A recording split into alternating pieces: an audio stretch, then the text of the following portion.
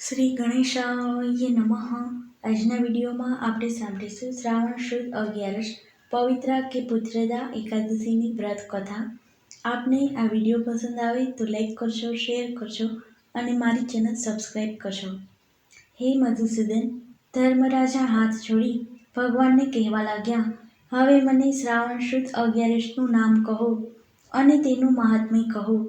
હે પાંડવ શ્રેષ્ઠ, ભગવાને કહ્યું, શ્રાવણ શુદ્ધ 11નું નામ પુત્રદા એકાદશી છે અને તે સંતાન સુખ આપનારી છે. તે એકાદશીનું મહાત્મ્ય હું કહું છું તે તમે સાંભળો. પૂર્વે મહિષ્મતી નગરીમાં મહિજીત નામનો રાજા રાજ્ય કરતો હતો. તે ઘણો ધર્મિષ્ઠ હતો, પણ ભગવાને તેને સંતાન આપ્યું ન હતું. તેથી એક વખત તે વનમાં જવા નીકળ્યો. તેની સાથે પ્રજા અને પ્રધાન ચાલવા લાગ્યા.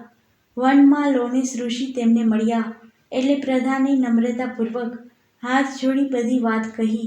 એટલે મુનિએ ધ્યાન કરી જોઈ કહ્યું, હે મંત્રી, પૂર્વજન્મમાં તમારો રાજા ક્રૂર વાણિયો હતો. તે વેપાર માટે એક ગામથી બીજે ગામ જતો હતો.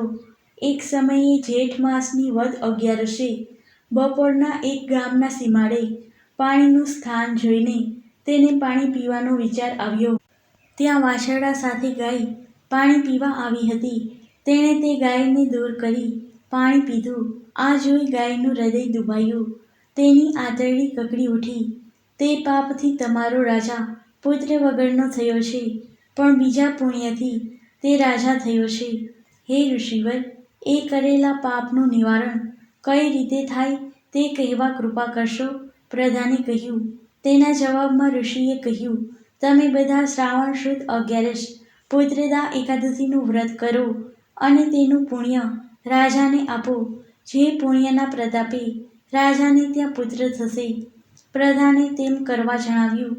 પછી પ્રજા રાજા પ્રધાન સાથે નગરમાં આવી એકાદશીની રાહ જોવા લાગ્યા. એકાદશી આવતા બધાએ વિધિપૂર્વક એકાદશી કરી ને તેનું પુણ્ય રાજાને આપ્યું. પરિણામે રાણી સગર્ભા થઈને પૂરે માસે પુત્ર જન્મ્યો. સર્વત્ર આનંદ વર્તાઈ રહ્યો. જે કોઈ આ એકાદશીનું મહાત્મ્ય શ્રવણ કરશે તે બધા પાપથી મુક્ત થઈ સ્વર્ગમાં જશે.